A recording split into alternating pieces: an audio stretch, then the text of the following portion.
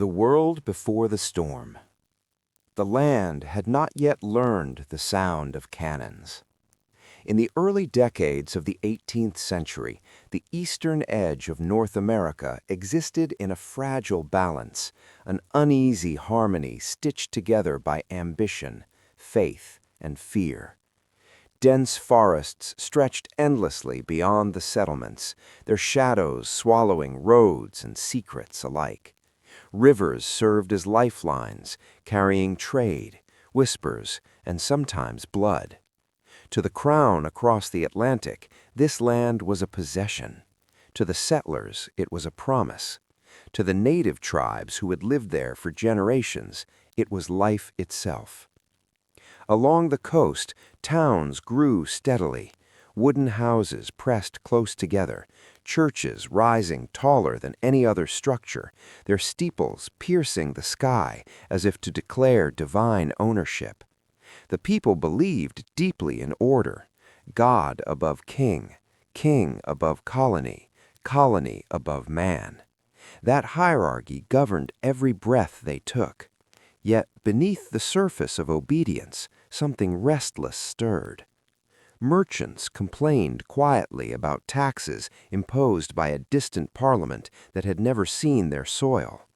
Farmers resented laws written by men who did not understand the harsh winters or the stubborn land. Preachers spoke of humility, but their sermons carried undertones of chosen destiny, of a people meant for more than submission. At the heart of the colony of New Albion stood the town of Harrington Crossing.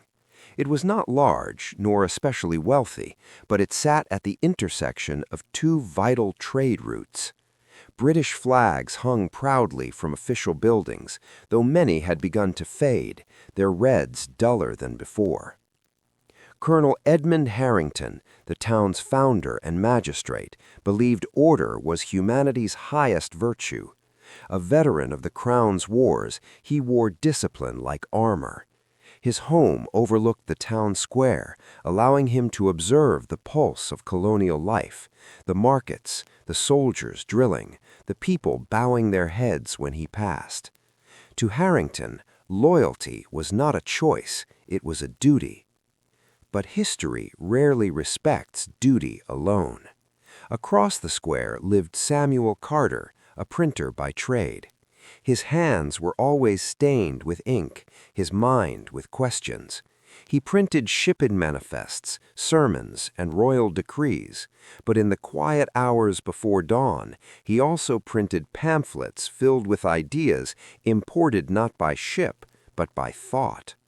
Words like representation, liberty, and natural rights had begun circulating quietly, folded into coats, read behind closed doors.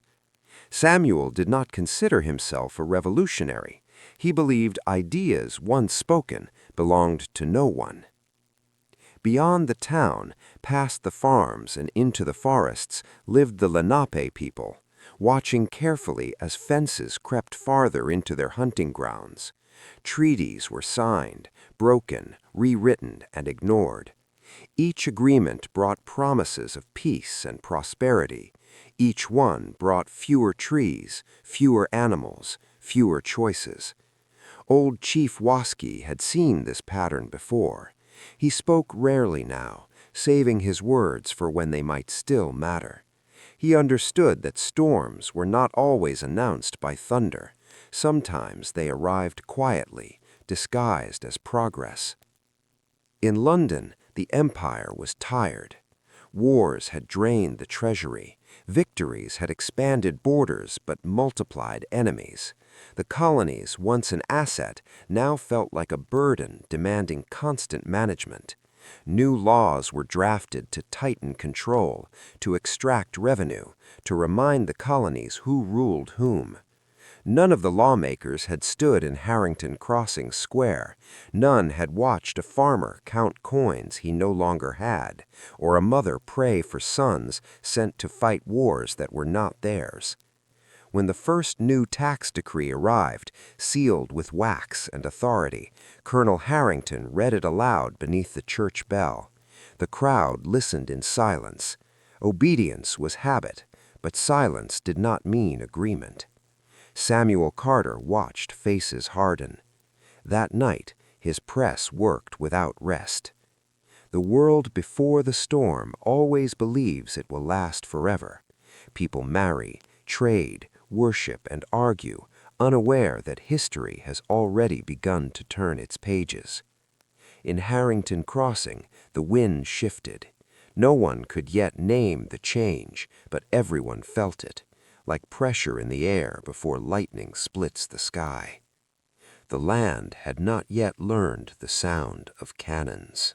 When empires collide.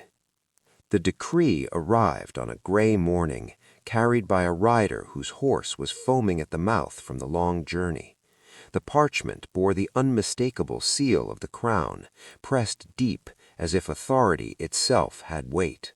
By noon, word had spread through Harrington Crossing that a new law had come, and with it a reckoning. Colonel Edmund Harrington summoned the town leaders to the council hall.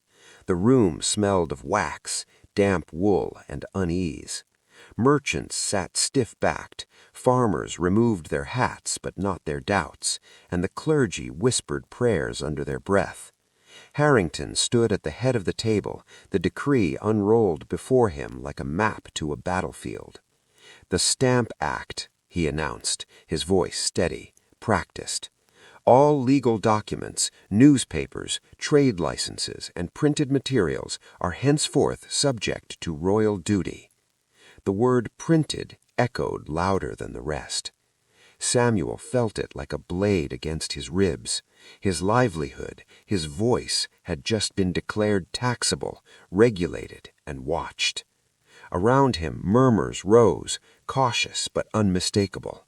Harrington raised a hand, demanding silence. "This is not a matter for debate," he continued. "It is the law." Outside the bell rang, not for worship, but for announcement. Crowds gathered as soldiers posted notices on walls and doors. Redcoats stood guard, muskets resting casually at their sides, a reminder that law traveled with steel. By evening, anger had replaced confusion. At the Green Lion Tavern, men and women packed the low-ceilinged room. Candles flickered as voices rose and fell. Farmers spoke of losing land, merchants of broken trade, sailors of wages already spent before they were earned. The empire, once distant, now had hands in every pocket. Samuel stood near the hearth, listening. When he finally spoke, the room quieted, not because he was powerful, but because his words always carried weight.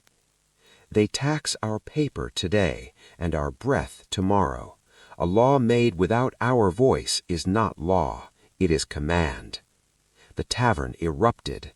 Some cheered, others warned of treason. Fear and courage wrestled openly now. That night, Samuel printed more than pamphlets. He printed names, volunteers willing to organize, to protest, to refuse. He did not sign his own. Across town, Colonel Edmund Harrington stared at his reflection in the window of his study.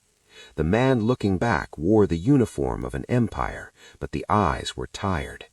He believed in order, yet he had sworn to protect the people of this town as much as the crown. For the first time in his life, those duties stood on opposite sides. London had drawn a line. The colonies were expected to step back. They did not. Weeks later, the first protest marched through Harrington Crossing. No weapons, no violence, only signs, voices, and defiance. The soldiers were ordered to stand firm. When a young boy threw a stone, it struck nothing, but the sound it made against cobblestone echoed like a gunshot. Orders were shouted, muskets were raised. For a moment, history held its breath. Colonel Harrington stepped forward, lowering the nearest rifle with his hand. "Stand down," he commanded. His voice cut through the chaos like a blade. The crowd froze, unsure whether to run or roar. That night, London would call it weakness. The people called it hope. But empires do not retreat easily. Trade ships were seized, courts enforced the new laws with fines and imprisonment. Samuel Carter's press was raided at dawn, his pamphlets burned in the square he once walked freely. He watched from the crowd, jaw clenched, as his words turned to ash. Across the forests, the Lenape observed the growing unrest with careful distance. The British now demanded their allegiance more aggressively, promising protection in exchange for loyalty. Rebels promised freedom, but offered uncertainty. Old Chief Waskey understood the truth no one else spoke. When empires and colonies collide, native blood is often the first spilled. Then came the skirmish at Mill Creek. It was meant to be a warning, nothing more. A patrol sent to seize smuggled goods met a group of armed colonists who refused to surrender. Words turned to shouts, shouts turned to shots. When the smoke cleared, 3 men lay dead. There were no heroes, only consequences. News traveled faster than reason. London labeled the colonies unruly. The colonies called the Crown tyrannical. Neutral ground vanished overnight. Colonel Harrington received new orders sealed in black wax, restore order by force. Samuel Carter went into hiding, and Harrington Crossing learned the sound of cannons. The empire and its colonies no longer spoke the same language. One spoke of control, the other of rights. Between them stood ordinary people forced to choose sides or be crushed between them. Part 3. Lives caught between loyalty and survival. War does not arrive all at once. It seeps into kitchens and prayers, into whispered conversations and sleepless nights. In Harrington Crossing, loyalty became a dangerous word, spoken carefully, weighed heavily, and often concealed behind silence. Mary Carter learned this truth before anyone else. She had married Samuel for his steadiness, his belief in words over weapons. But now the man she loved moved like a shadow, appearing only after nightfall, his voice lowered even in their own home. Soldiers searched houses without warning. Neighbors avoided eye contact, afraid that recognition alone might be mistaken for allegiance. When Samuel kissed her goodbye one evening, she knew not to ask when he would return. Across town, Lieutenant Thomas Hale struggled beneath the weight of a red coat that suddenly felt too heavy. Born in Harrington Crossing, he had joined the British ranks seeking honor and stability. Now he stood guard against his own people. Each order cut deeper than the last. At the gallows erected near the square, Hale watched a smuggler beg for mercy. The crime was paper, unstamped, illegal, treasonous. The sentence was public humiliation and imprisonment. The crowd shouted, but their anger was not aimed only at the condemned. It struck the uniform, the empire, the boy inside the soldier. Hale did not shout back. Colonel Harrington's authority remained intact in name, but it fractured daily in practice. His officers questioned orders, his soldiers hesitated, and every report from London grew more severe, more detached, more blind to the human cost. Firmness will end rebellion, the letters insisted, but firmness had begun to look like cruelty. Beyond the town, the Lenape faced a more brutal calculus. British officers demanded scouts and supplies. Colonial rebels demanded silence and passage. Either choice promised retaliation. Neutrality promised extinction. A young Lenape hunter named Awan felt the walls closing in. His brother had been beaten by soldiers for refusing to guide them through the forest. A rebel messenger had later offered protection for a price. Awan understood that survival no longer meant choosing what was right, only what might allow tomorrow. The first winter of conflict was unforgiving. Food shortages struck hardest among those already struggling. Trade collapsed, currency lost value, families bartered heirlooms for flour, disease followed hunger like a faithful companion. Samuel Carter saw this suffering up close, hidden among rebel safe houses.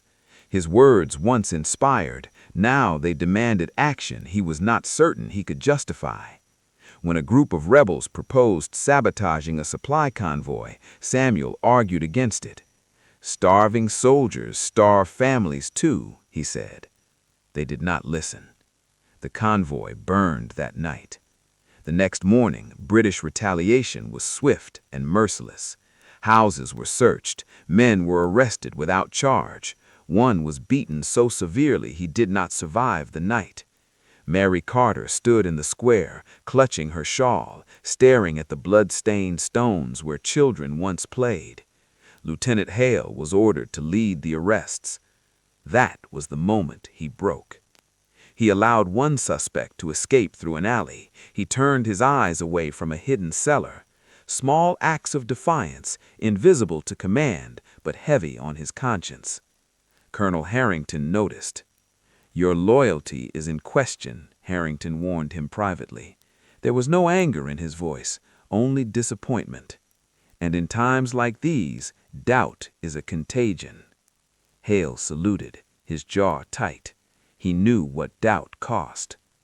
By spring, whispers of independence spread openly. The word was no longer treason, it was destiny.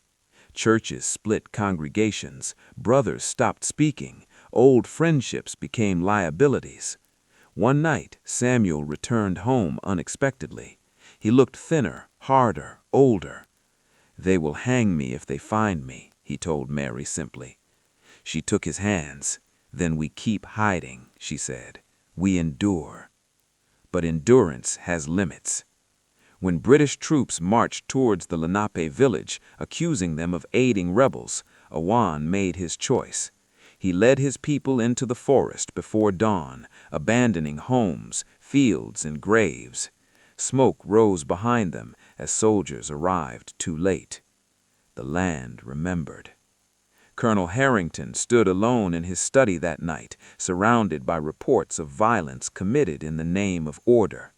He removed his uniform jacket and placed it carefully on the chair, as if it were a relic from another life. He had given everything to the Empire, and now the Empire demanded everything back, with interest. War was no longer an idea or a debate. It was a thief that took sons, certainty, and sleep. Everyone in Harrington Crossing was caught between loyalty and survival. And soon, survival would demand a final choice.